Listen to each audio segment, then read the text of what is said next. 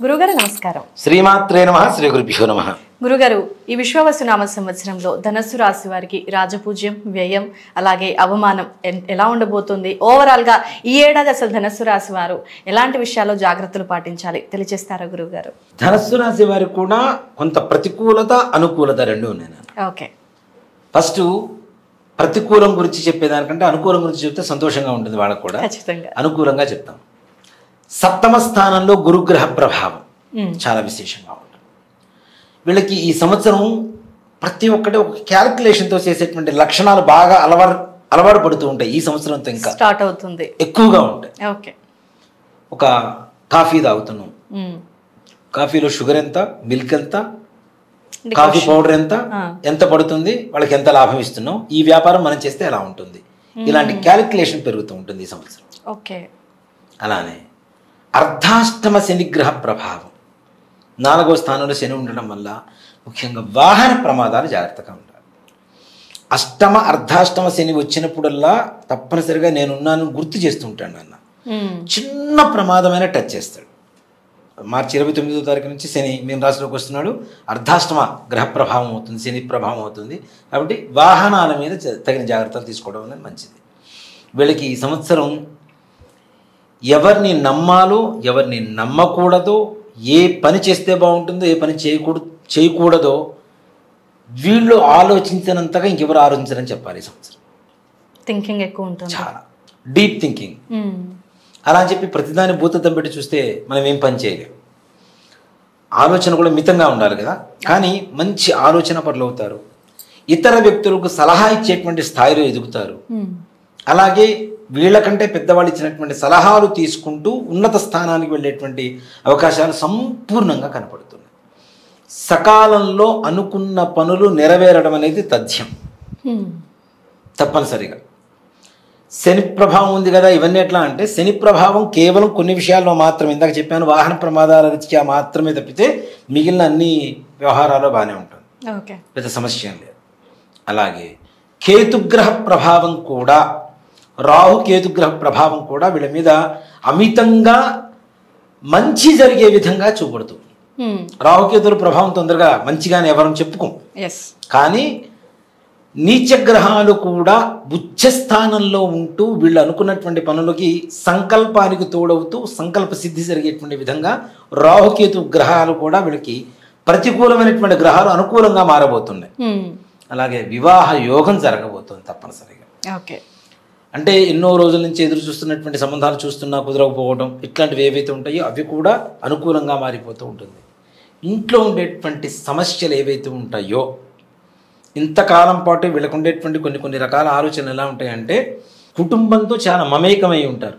ఒక బాధ్యత కలిగినటువంటి వ్యక్తులు ఉంటారు ధనస్సు రాశి వాళ్ళు. ఈ సమయంలో కొంత మేరకు డైవర్ట్ అయ్యేటువంటి అవకాశాలు కూడా ఉన్నాయి.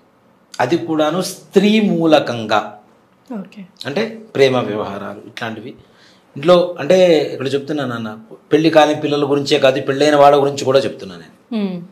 స్త్రీ మూలకంగా కొంతవరకు ధనం నష్టపోయేటువంటి అవకాశాలు ఉంటాయి.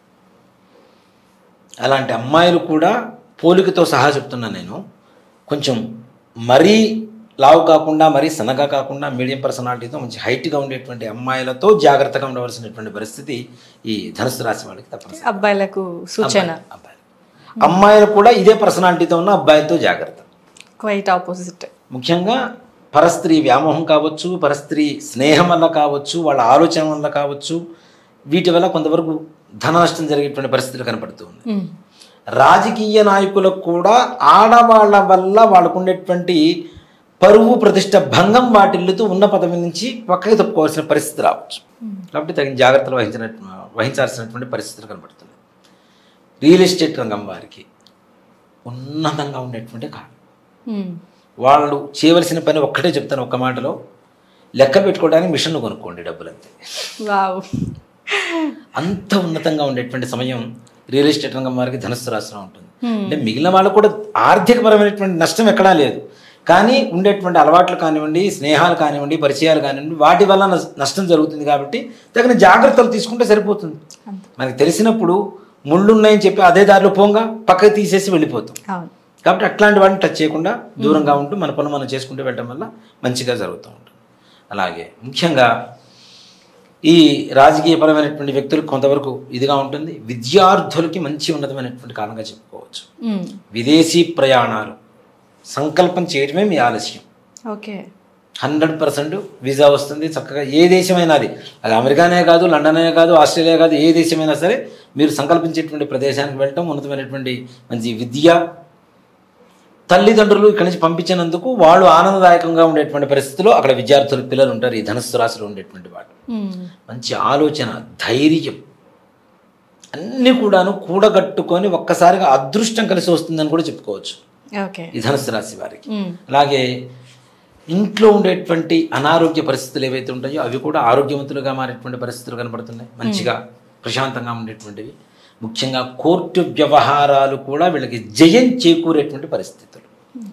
భూ వ్యవహారాలు, గృహ వ్యవహారాలు, పెద్దల నుంచి వస్తున్నటువంటి ఆస్తి వివాదాలు ఏమైనా ఉన్నా కూడాను అట్లాంటి విషయాల్లో కూడాను ఏదైనా కోర్టు వ్యవహారాల్లోనూ లేదంటే పెద్ద మనుషులు వచ్చి కూర్చొని మాట్లాడుకోవటము, ఇట్లాంటి వివాదాల్లో వీళ్ళకి సానుకూలంగా తీర్పు వచ్చేటువంటి పరిస్థితులు సంపూర్ణంగా కనపడుతుంది.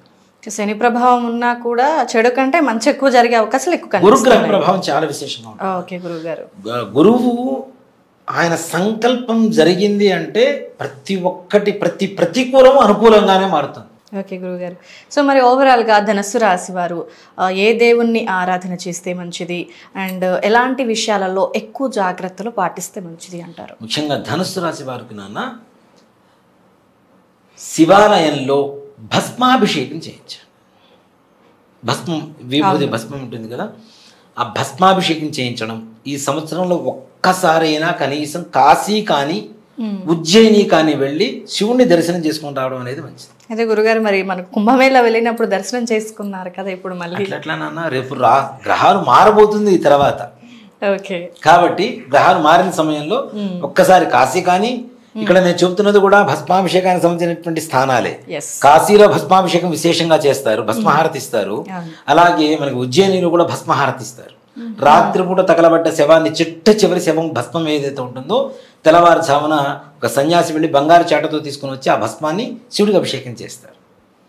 కాబట్టి అట్లాంటి భస్మాభిషేకం జరిగేటువంటి ఈ 2 ప్రదేశాల్లో అయినా సరే, లేదు అంత దూరం వెళ్ళలేము, మాకు దగ్గరలో శివాలయం ఉంది, మహాశివరాత్రి వస్తుంది, ఆ రోజున చక్కగా శివుడికి భస్మంతో అభిషేకం చేయించండి. సంపూర్ణమైనటువంటి పరిస్థితులు, ప్రతికూలమైనటువంటి పరిస్థితులు కూడా అనుకూలంగా మారుతూ ఉంటాయి. ఓకే గురుగారు.